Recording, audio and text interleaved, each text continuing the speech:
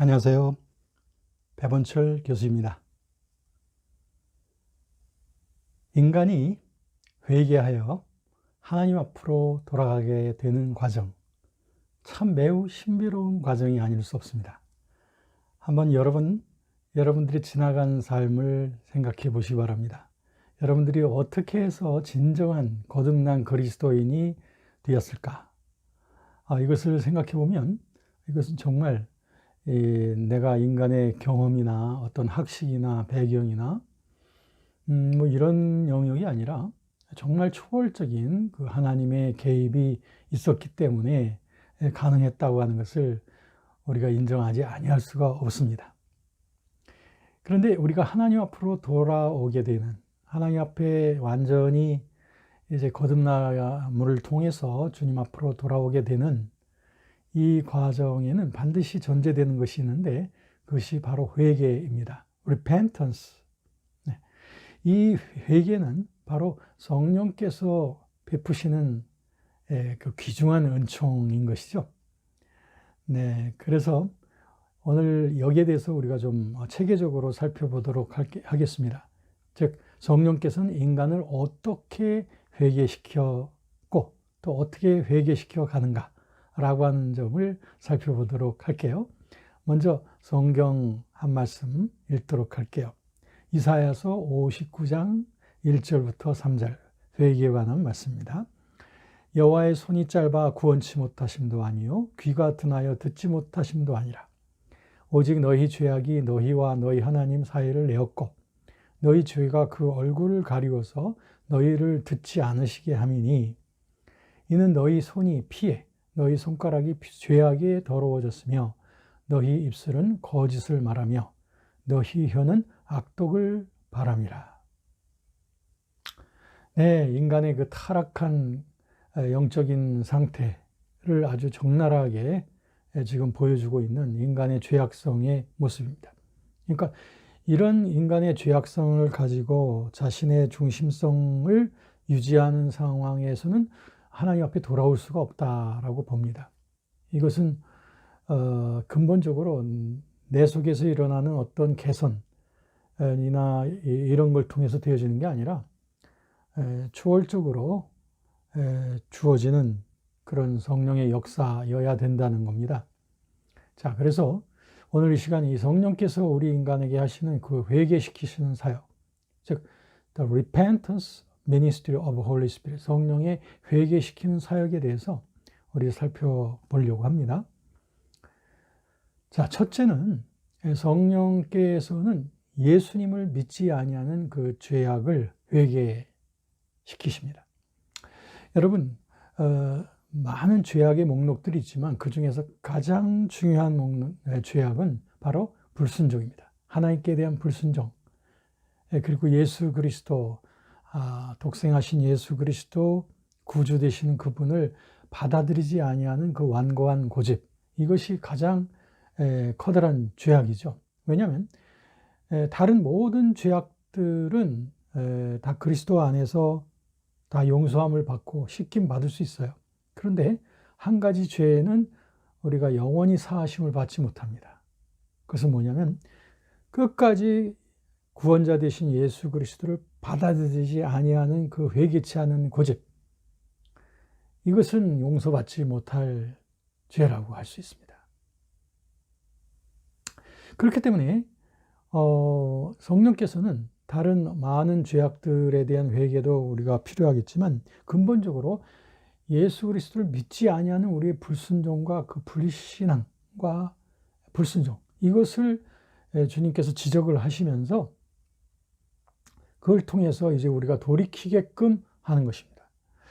보통 사람들은 보통 죄라고 하면 윤리적이거나 표면적인 어떤 도덕적인 죄, 이런 것들을 생각을 하지요. 그러나 하나님께서 정녕 심각하게 보시는 죄악은 그 내면의 죄악이 우선합니다. 겉보다도 그 그릇의 안이 더러운 것으로 가득 차 있는 것. 그래서 예수님께서도 그렇게 지적하셨지 않습니까? 너희가 대접의 겉은 깨끗하지만 그 속에는 더러운 것이 가득하다고 그렇게 예수님 지적하셨죠. 그리고 겉으로는 깨끗한 것 같지만 너희는 회칠한 무덤이라고 그렇게 말하고 죽은 사람들의 뼈가 그 속에 가득하다라고 하면서 결국 우린 내면의 죄악성에 대해서 말하고 있습니다. 우리가 이스라엘의 역사를 통해서 또 구약 성경을 통해서 볼 때도 하나님께서는 특별히 우리 내면의 할례, 너희는 옷을 찢지 말고 너희 내면을 찢으라고 그랬죠. 우리 속을 찢으면서 주님 앞에 통회하면서 나오라고 말했습니다. 진정한 할례는 바로 마음의 할례라고 로마서에도 기록이 되어져 있습니다. 이것이 다 무엇일까요? 이게 바로 진정한 내면적인 그 죄악성, 즉 그리스도를 받아들이지 아니하는 불신앙, 이것을 지적을 하는 것이 바로 성령이십니다. 그것을 계속적으로 지적하는 것입니다. 요한복음 16장 9절에 보면 예수님께서도 말하기를 죄에 대하여라 함은 저희가 나를 믿지 아니하며, 그렇습니다. 예수님 하신 말씀이에요. 죄에 대하여라 함은 저희가 나를 믿지 아니합니다. 그러니까 do not believe in Jesus Christ, 이것이 바로 죄의 가장 흉악한 모습이라는 거죠. 우리가 지난번 강의에서도 제가 말씀드렸지만 우리 예수님을 믿지 아니하는 분들이라고 해서 하나님에 대한 인식이 없는 게 아니라는 거예요. 다 그들 속에는 하나님이 계시다고 하는 인식이 있어요. 그럼에도 불구하고 그들은 불신앙과 불순종 때문에 그들의 마음이 어두워지는 겁니다. 로마서 1장 21절 하나님을 알되 하나님으로 영화롭게도 아니하고 감사치도 아니하고 오히려 그 생각이 허망하여지며 미련한 마음이 어두워졌나니. 여기 보시면 그 불신앙의 사람들의 속성이 그대로 나오죠. 하나님을 알아요. 하나님을 알고 인식하고 있어요. 그런데도 그들은 어떻게 한다고요? 그들은 하나님을 영화롭게도 하지 않고 감사치도 아니하고 예배하지도 않는 겁니다. 그러면서 어떻게 돼요? 그들의 마음의 생각이 점점 더 허망해지고 미련한 마음이 점점 더 어두워지게 된다. 이게 그렇죠? 네, 그들은 자기 교만과 그 무지와 불순종 때문에 하나님을 하나님으로 섬기지 못하고 있을 뿐입니다. 그렇기 때문에 진정한 회개라고 하는 것은 어그러진 길을, 하나님을 불순종하면서 어그러진 길을 가던 사람들이 메타노이아, 돌이켜서 다시 바른 인간 본연의 자리로 행하는 것을 말합니다. 다시 말하면 예수 그리스도 없이 자기 중심적으로 죄악된 삶을 살던 사람들이 이제는 돌이켜서 예수님 중심의 삶으로 변화되는 것. 이게 바로 회개인 것입니다. 예수님은 계속해서 말씀하십니다. 요한복음 16장 8절에서 그가 와서 죄에 대하여 의에 대하여 심판에 대하여 세상을 책망하시라. 여기서 그가 와서, 여기서 그는 바로 보혜사 성령에 오실 것을 말하는 것입니다.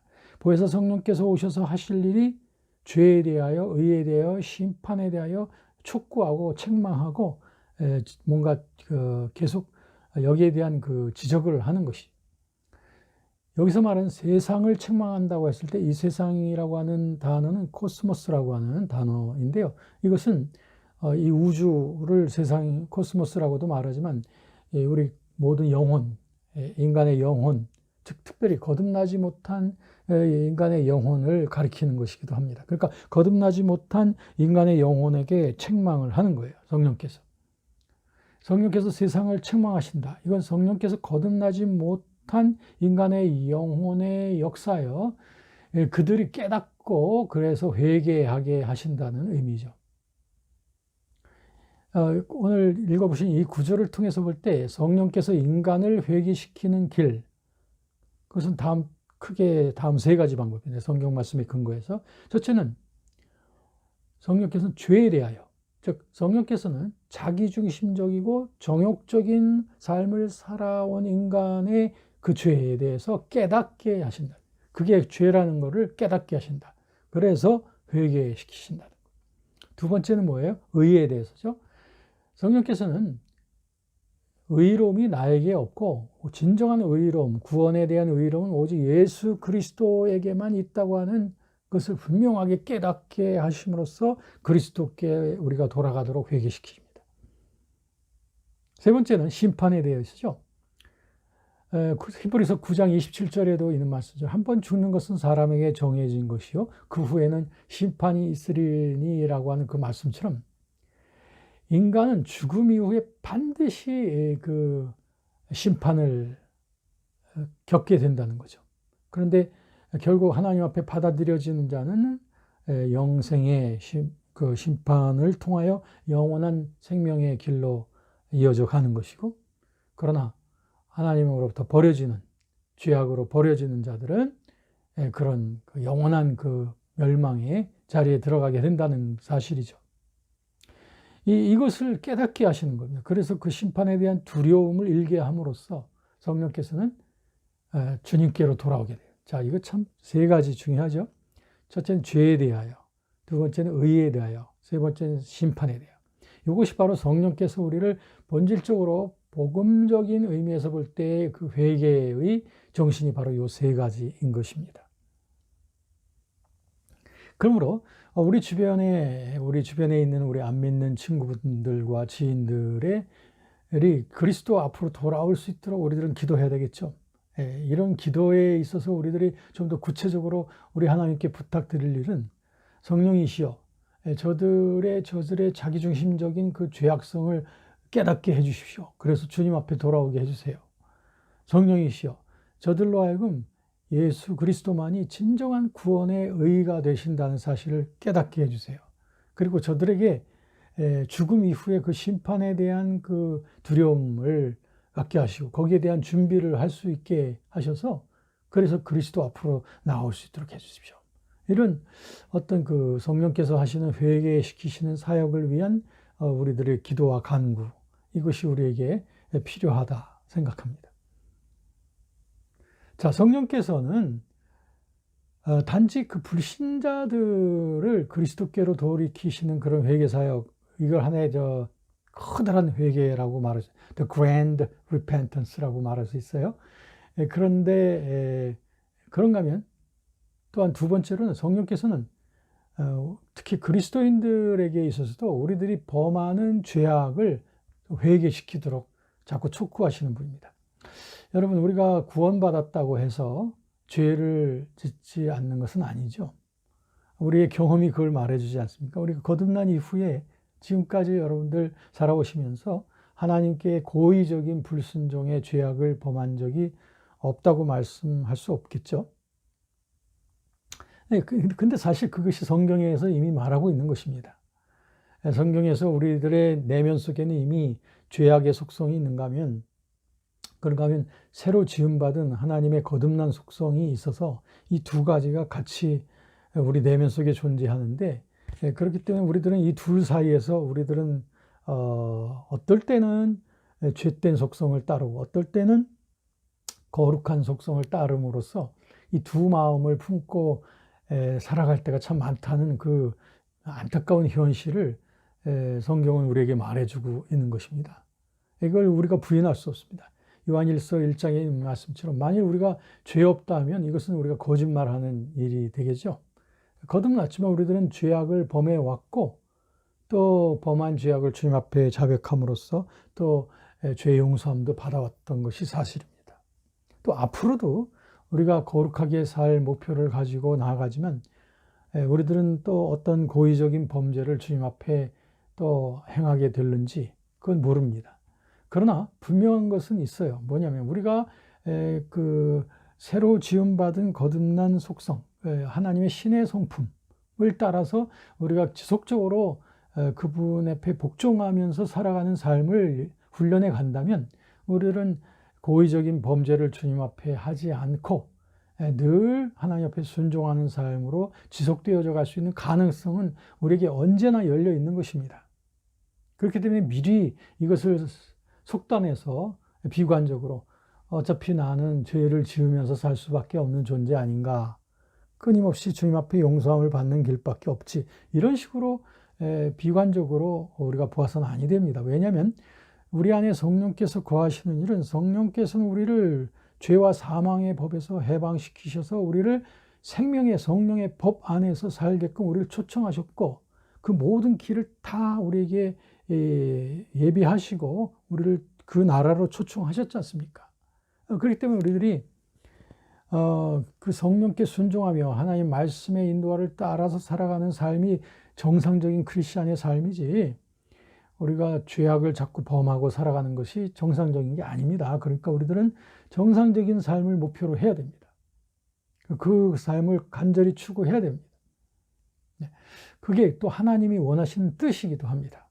데살로니가전서 4장 3절에 보면 하나님의 뜻은 이것이니 곧 너희의 거룩함이다 라고 말씀하시지 않았습니까? 레위기 20장 7절에도 보면 하나님은 거룩함, 우리 하나님은 거룩한 분이신 것처럼 우리들 자신들도 정결하게 거룩함 속에서 있어야 된다고 우리들은 요청을 받고 있는 것이죠. 데살로니가전서 5장 23절 말씀에도 보면 우리 주 예수 그리스도 강림하실 때 우리 온 영과 혼과 몸이 흠없이 보존되어지기를, 거룩함에 흠이 없이 보존되어지기를 하나님께서 또한 원하시는 거죠.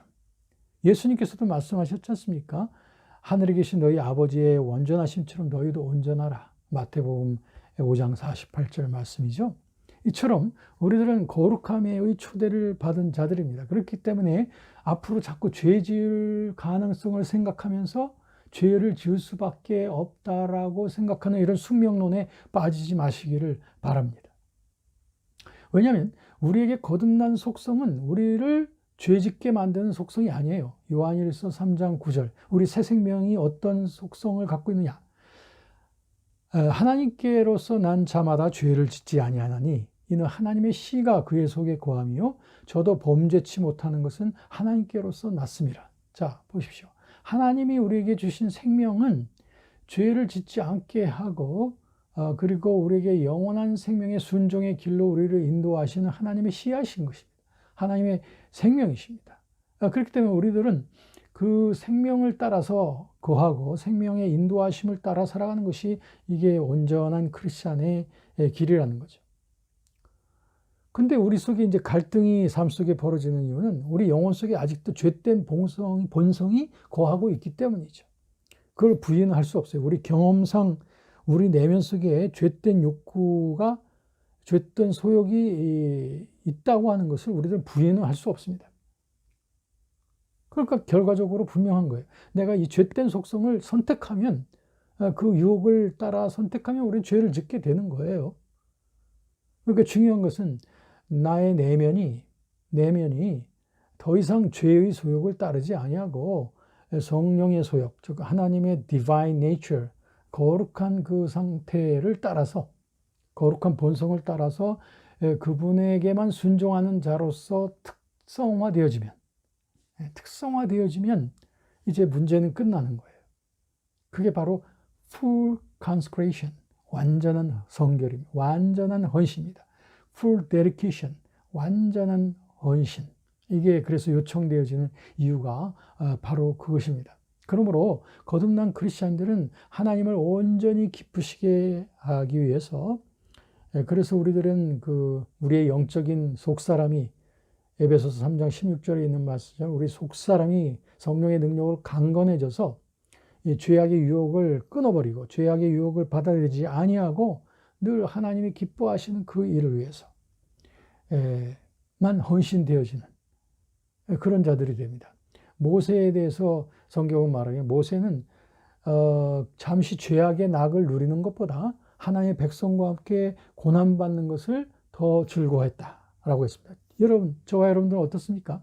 하나님의 뜻을 따라서 고난받는 것을 더 즐거워하신다면 죄악의 잠깐의 그 달콤함을 허락하지 아니할 것이다. 바로 그겁니다. 여러분, 저와 여러분들은 주님 앞에 full dedication, 완전히 바쳐졌습니까? 그렇다면 그 완전히 바쳐졌다고 하는 그 특징이 뭡니까? 그것은 유혹이 다가와도 그 유혹을 거절할 수 있는 힘입니다. 그 힘이 어디서부터 나와요?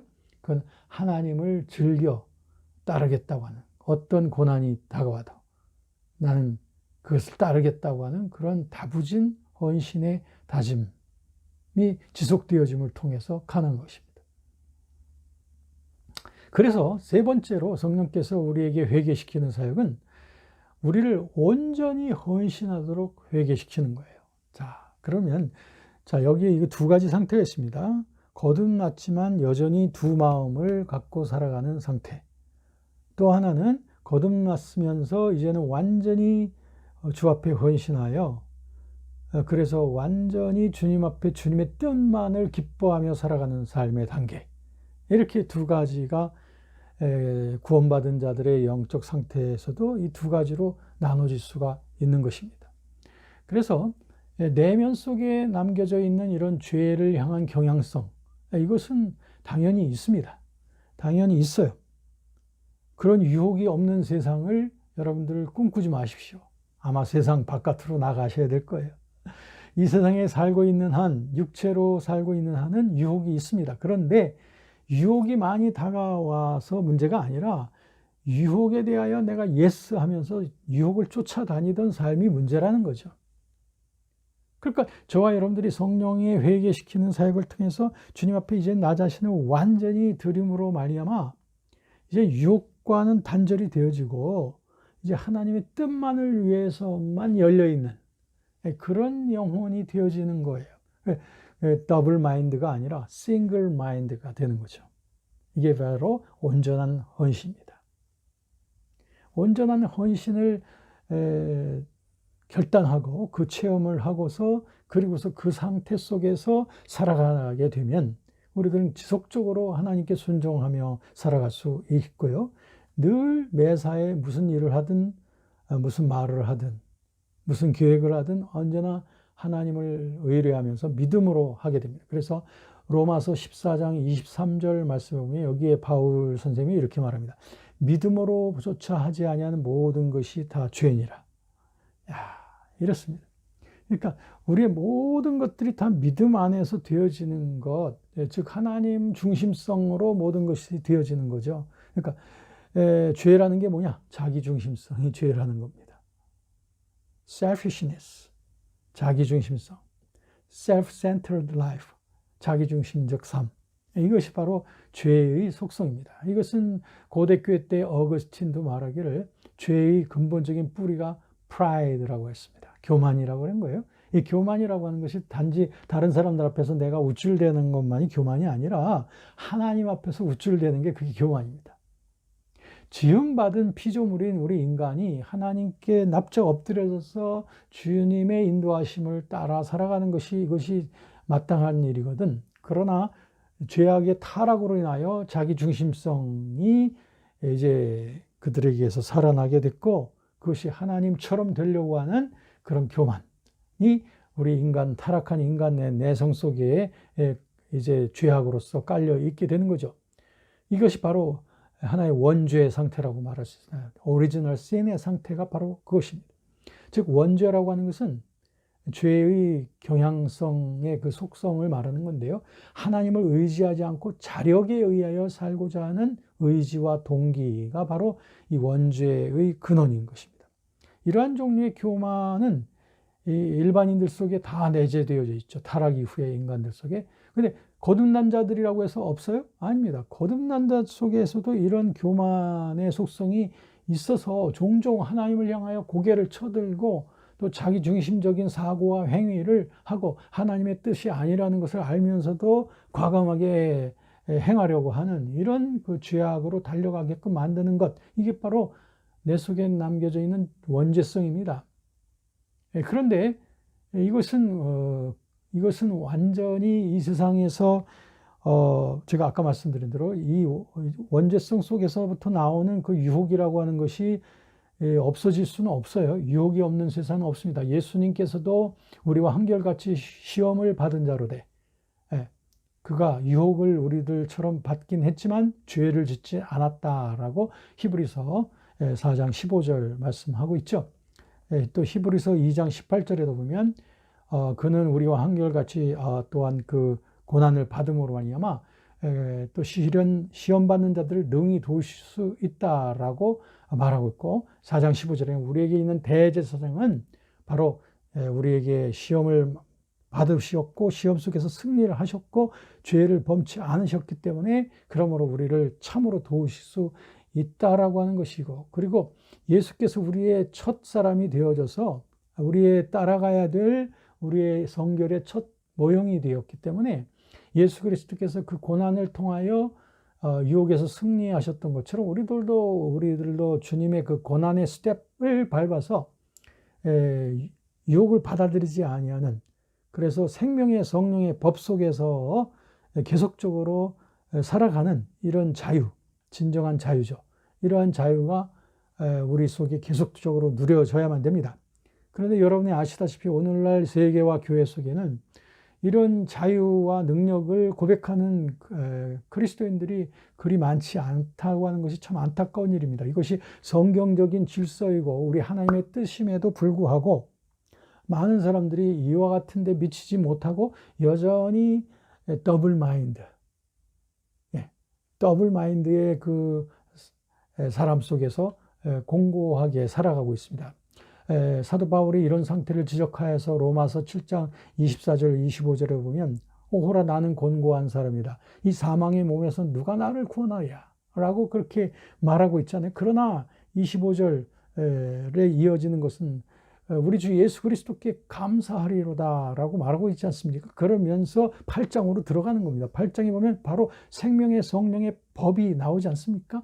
그래서 예수 그리스도는 바로 생명의 성령의 법을 통하여서 우리를 자유케 하셨기 때문에 이 더블 마인드의 문제, 이 죄와의 싸움의 문제는 이미 그리스도 안에서 그리스도를 따라 성령을 따라 생명의 성령의 법을 따라 살아가는 자에게는 더 이상 문제가 되지 않는다라고 하는 거죠.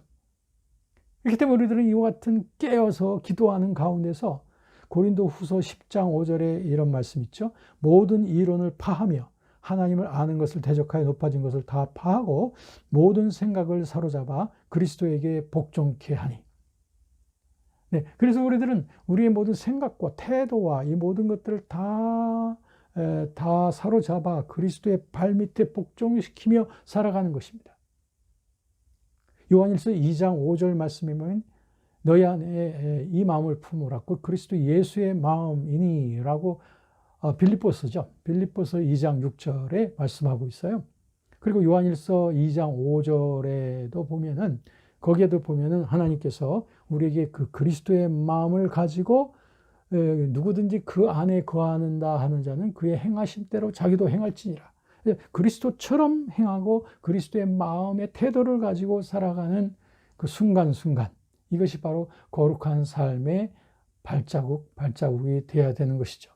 그래서 우리들은 순간마다 우리 주님 발 앞에 엎드려져 있는 그 영혼의 상태가 되어지고, 그래서 우리들은 성령께서 우리에게 더욱더 우리 내면을 비춰주시는 이런 회개 사역을 통하여 이런 어두움이 빛으로 드러나게 되는 것마다 주님 앞에 복종하고, 그래서 거룩함에서 또 거룩함으로 나아가는 이러한 삶의 연속이 되어지는 것. 이것이 바로 성령께서 우리를 회개시키시는 사역의 궁극적인 목표라고 할 수 있습니다. 저는 오늘 세 가지 성령의 세 가지 회개시키는 사역을 말씀드렸습니다. 그 첫 번째는 불신자들, 예수님을 모르시는 분들이 성령께서 죄에 대하여, 의에 대하여, 심판에 대하여 그들을 책망함으로 말미암아 예수 그리스도 앞으로 나아가게끔 하는 커다란 회개. 두 번째는 뭐냐면 이제 그렇게 해서 거듭난 자들이지만 여전히 내 속에 두 법이 있기 때문에, 두 속성이 있기 때문에 때로는 죄를 짓고 때로는 주님을 기쁘시게 하는 이런 삶을 살면서 죄 짓는 그런 것들을 주님 앞에 자백할 때마다 주님께서 또 용서해 주시는 회개 사역. 그래서 더 깊은 죄악들을 깨닫게 하시는 그런 회개 사역. 이게 두 번째고요. 세 번째는 이런 삶으로부터 완전히 자유롭게 살게 우리를 하시기 위해서 우리를 온전히 헌신하지 아니하면 안 되게끔 우리를 촉구하시는 회개 사역입니다. 그래서 주님 안에서 우리가 안식을 누리기까지는 어디에도 참다운 안식이 없습니다 라고 하는 그런 고백과 함께 그리스도 안에, 그 하나님 안에, 그분의 품 안에 완전히 온전히 들여서 더 이상 하나님의 나라와 그의 뜻, 구하는 것 외에는 어떤 것을 추구하지 아니하는, 주님의 뜻만이 나의 모든 것이요 주님의 임재만이 나의 삶의 즐거움이 되도록 하는 이런 삶으로 우리를 결국에 이끌어 가시는 것. 이게 바로 거듭난 자 속에서 우리를 지속적으로 회개시켜서 우리를 성화시켜가는 그런 성령의 사역이 되겠습니다. 자, 이와 같은 성령께서 하시는 이 회개 사역의 종으로서, 도구들로서 우리를 부르셨습니다.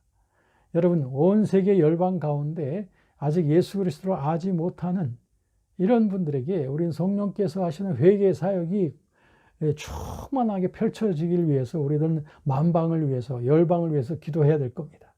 또한 우리 교회를 위하여 기도해야 될 것은 교회 속에도 여러 가지 부정과 죄악과 그리고 불순종의 그러한 의도들과 그런 계획과 그런 인간성들이 교회 내에서 자꾸 나타나기 때문에 결국에는 우리가 세상의 소금과 빛의 역할을 제대로 감당하지 못하는 것 아니겠습니까? 그러므로 우리는 교회를 위해서 기도할 때에 성령의 회개시키는 사역을 통하여 교회가 더욱더 죄를 더 많이 그리고 더 어두움을 더 밝혀주시고 그들이 더 깊은 의 가운데로 나아갈 수 있도록 기도해야 될 것이고, 마지막으로는 그러기 위해서는 우리 모든 크리스찬들이 온전한 헌신을 향한 회개 속으로 들어갈 수 있도록, 그래서 그 온전한 헌신의 순간순간의 삶의 연속으로 기쁘게 주님을 섬기며 힘있게 능력있게 즐겁게 영원한 생명을 누리고 또 빛을 비춰나가는 우리 교회와 크리스찬들이 되어지기를 바라는 것.